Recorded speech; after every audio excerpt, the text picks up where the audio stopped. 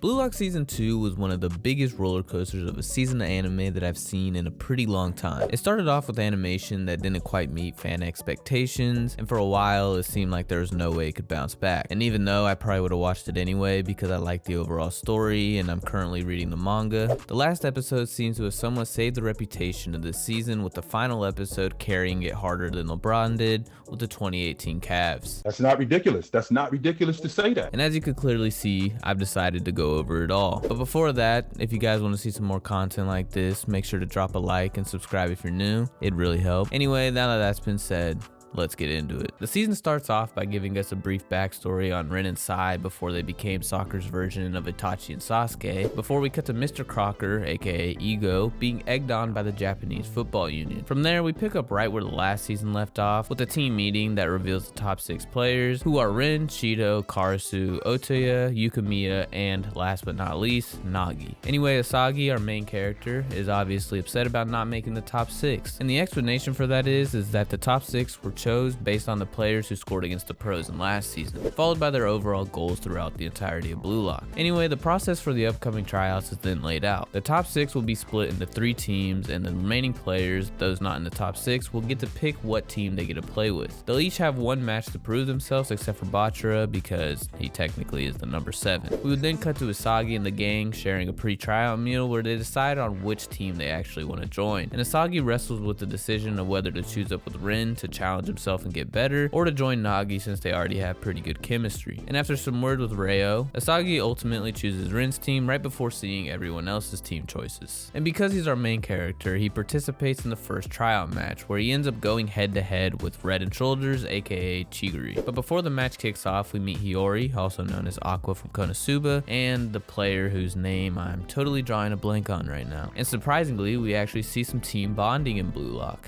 Never thought I'd see the day. Anyway, as the match is getting ready to start, it's explained that the first of 5 ends up winning, and Asagi's plan is just to essentially play around Rin since he's technically the best player on the field. But just as things are going pretty smoothly, Chiguri comes out of nowhere and reads Asagi's first play like it's nothing. And before Asagi can even react, Shido, being his questionable self, rushes in and nails an insane back heel shot and shows everyone how different he actually is. And I'm not just talking about his soccer skills, this man literally gets off to every single goal he scores. But the number 3 and number 4 players, Otoya and Karasu, show that they're no slouches either. Karasu scores almost immediately after Shido's goal, and on the very next possession, Asagi gets clamped by Karasu, who ends up passing it to Otoya to make it 2-1. But Rin quickly ties it up, making it 2-2, and both Asagi and Chiguri begin to think, how do I make an impact on this match so that I could become a starter? And it starts off with Chiguri showing off his red hot speed and setting up an assist. See what I did there? Okay, no more redhead jokes, I promise. However, on Team A's next possession, Rin and Shido would continue to have a pissing contest, causing a turnover and leading to them being down 4-2. This is where Asagi's brain kicks into overtime, and our thinker of a main character begins to think of a way to shine in this match, using Rin and Shido's pissing contest to his advantage. Once the match resumes, Asagi's other teammates start to step up, as Hiyori is able to get the ball to Asagi thanks to Nanase's distraction. But whenever he passes the ball to Shido to try to create a chemical reaction between the two, he ends up doing a spinning banana shot and scores instead of setting up Asagi. When Team B gets the ball back, Rin decides to guard Karasu and gives Asagi the perfect opportunity to steal the ball and begin another sequence with the 2 teammates that he bonded with. But as everything was setting up just as Asagi had imagined, he came up and in short of Hiyori's pass, leading to an open shot for Rin to make the game tied 4-4. And of course, this would have Asagi down on himself until Hiyori comes over to Asagi and tells him to use his reflexes, and this makes Asagi think of how to score the final goal. As Team B begins their final attempt at sealing the game, Chiguri seems to be in the best position to do so. That was until a flying Shido comes in and steals the ball. And with the help of another nice pass from Hiyori, Asagi was able to lock into the absolute max and steal the final goal from Shido and Rin, making his case for being a starter skyrocket. After the game, we see Asagi, Hiyori, and Nanase reviewing the final goal right before tuning into the next match, which was between Rin and Shido against Nagi and Yukimiya's squad. This match would start with Reo trying to prove himself to Nagi, but when trying to pass to him, it gets intercepted by a tall dude, and Rin will get the ball back and pass to none other than Igarashi, leading to a panic pass to Shido like the good boy he is. Come on now, dawg. However, the GOAT Gagamaru ends up getting a steal and passes it up to Yukimiya as he shoots a curveball to Nagi and scores it with ease. At this point, Reo starts to realize that Nagi might be better off without him, and after another goal from Rin, we get a brief flashback of Reo's time before Blue Lock. And when the scene cuts back to the field, Reo locks in and nails the same shot as Yukimiya, calling his new playing style the Chameleon. However, despite all this newfound resolve, Team C still ends up losing. After this match, the following games would play out the same way, with Team A dominating and Rin and Shido locked in their endless pissing contest. But when Rin finally had enough of Shido's shit, he swings and hits pure air and then proceeds to meet the top of Shido's kneecap with his nose. Ego steps in with a shot collar, signaling the matches are finally over. How that's legal?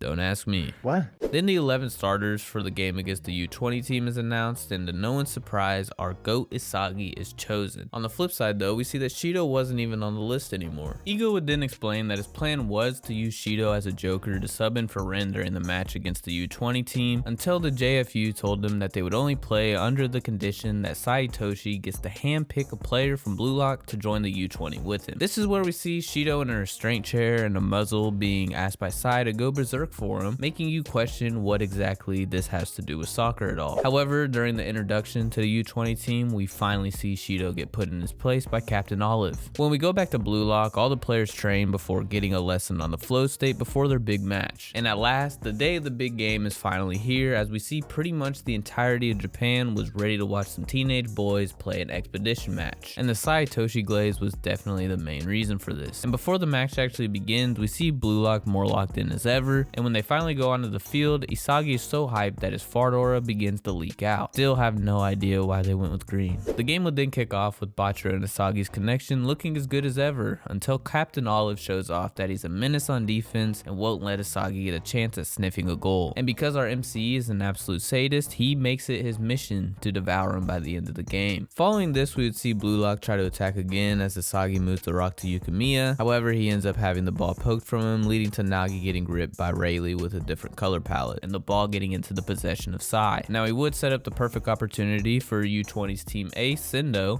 to get the opening goal of the game. However, the GOAT Gagamaru blocked the shot, only for Sai to get the rebound and make an insane goal. It's at this moment that Isagi realizes that he's in the presence of Japan's LeBron of soccer, but Rin, being the D1 hater that he is, says that he's gonna silence the crowd by the end of the game. Once Blue Lock goes back on the offensive, they use an improvised strategy leading to Rin getting the chance to hit the same exact shot as Sai, but ends up missing by a hair. And on the second ball, Yukimiya would take his chance at scoring, and that would get denied as well. And on the next second ball, it would fall to Otoya, and he would also get denied. But just as you thought Japan's U20 team was worth a damn, Nagi gets the second ball this time and uses his touch to create one of the wildest goals that I've seen so far in the series, introducing himself to Japan and aura farming to the absolute maximum. I gotta tell you, it was perfect. When the match resumes, we see the continued one-sided brotherly rivalry as Sai Lil Bros Rin again, but this time Nico was able to intercept his pass and get it up to Karasu and Chiguri, and just as it looks like another opportunity for them to get the upper hand, Sai is there to deflect Chiguri's pass. However, it ends up at the feet of Rin, leading to him getting his first goal of the match and Blue Lock going up 2-1. As the end of the half approaches, Team Blue Lock gets in the full defensive formation and does everything in their power to prevent the score from being tied going into halftime as the GOAT Gagamaru blocks a shot from this absolute nobody. Sai is there yet again for the second ball and passes it to Sendo. But after Rin was able to block Sai's pass, it goes right back to him, and just as it seems like he would tie it up, the long dude with the lettuce makes an insane play to block the goal and keep Blue Lock up 2-1 going into the half. As the teams go in the locker room, we're reaffirmed that Isagi grew up in a loving two-parent household while his parents are chopping it up with Bachira's dime of a mom.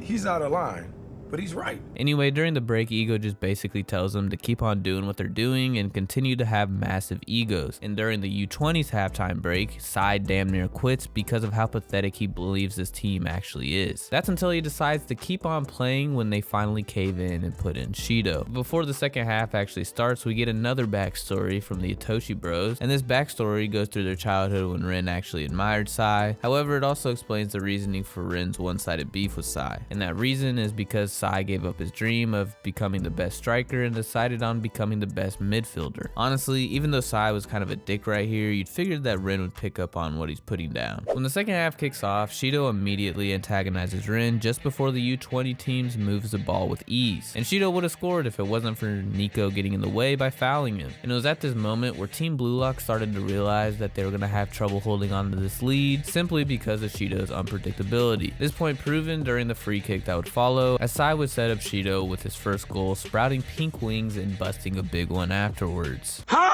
And to make matters worse, Chiguri would also begin to start cramping, and Nico happened to hurt his foot whenever he fouled Shido, so Reo and Hiyori were subbed in and given the opportunity to shine. Pretty much instantly, Hiyori is able to make a difference with his playstyle, but because Oliver is still on Isagi like glue, they turn the ball over yet again. And when going back on defense, we see Reo adapt like Maharaga and steal Oliver's move to intercept the pass, giving Team Blue Lock more confidence. When the game resumes, Shido gets marked again by Reo, making him miss the goal, but the ball would get intercepted again by Sai, which would lead to him passing to Shido while he goes on about his goal scoring process, which is essentially fornication. Wait a damn minute. But the pass gets headed by Gagamaru, and all of a sudden Shido combusts and makes a bicycle kick for another goal, entering the flow state according to Ego. Following this, Isagi would ask coach what the plan was to win, and Ego tells Isagi that Blue Lock has already won. However, Isagi tells him to nut up and that he wants to win here and now and be the best in the world, while Sagi starts to show his face for the first time in a minute. By the way, he has loving parents. I really don't understand. And finally, the moment I've been waiting for all season has come, and that is when King Baro finally makes his first appearance. As soon as he gets on the pitch, he's a total wild card and steals the ball from Isagi and chops up a couple defenders before refusing to pass and doinking a kick off the goal. Luckily, Yukimiya gets the second ball and tries to get into the flow state, but just as it's looking as he's actually going to do that, Oliver blocks the goal and awakens as we cut to a flashback of back when he was a kid and wanted to be a striker, but decided on being the best defender instead because he was forced into playing team ball. Cut back to the present, and Oliver locks in and locks up Rin, stealing the ball from him and passing up to Sai, as we clearly see Reo having a tough time guarding Shido again. However, whenever he shoots, the GOAT Gagamaru gambles and makes an insane stop, leading to Reo copying the spinning jump kick that Nagi did earlier to save them from letting the U20 team score again. Isagi would go back on the attack, and as he thinks of a strategy, Karasu comes in and helps the numbers and sets up the perfect opportunity to score. Well, that's until Sai comes in and messes that up, but Ren was there to help out, and would you look at that? King Baro comes in at the last second and steals the goal, taking off his jersey in the process and receiving a yellow card during the celebration.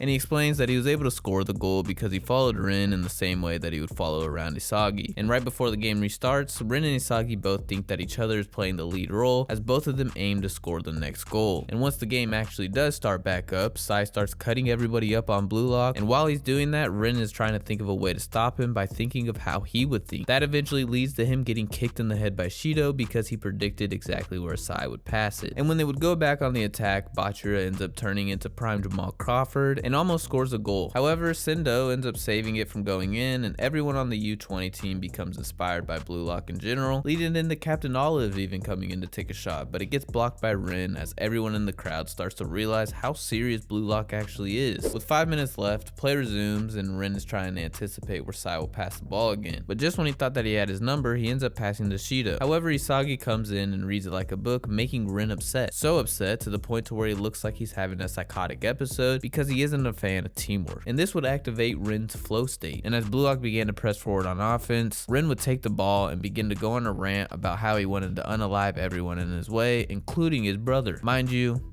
it's a one-sided beef here. Anyway, with the ball in his possession, he started to disrespect each and every defender he came across, baiting out their strengths just to cook them right away. But whenever he gets to Oliver, Shido decides it's time to come in and play help, leading to a doink shot off the side of the goal and the possession of the ball falling to the feet of Sai. This of course would lead to the best animated sequence in probably the entirety of the anime, and that was of course the 1v1 between Rin in the flow state and Sai actually trying. But instead of getting little broed for the however many time during this match, we finally see Rin get the best to Sai as he pokes the ball out for the steal. And would you look at that, GOAT Sagi just happens to be right where the ball is falling using his observation hockey and a pinch of luck, and scores the final goal, making the entire crowd go crazy, giving Blue Lock the win against the U20's national team.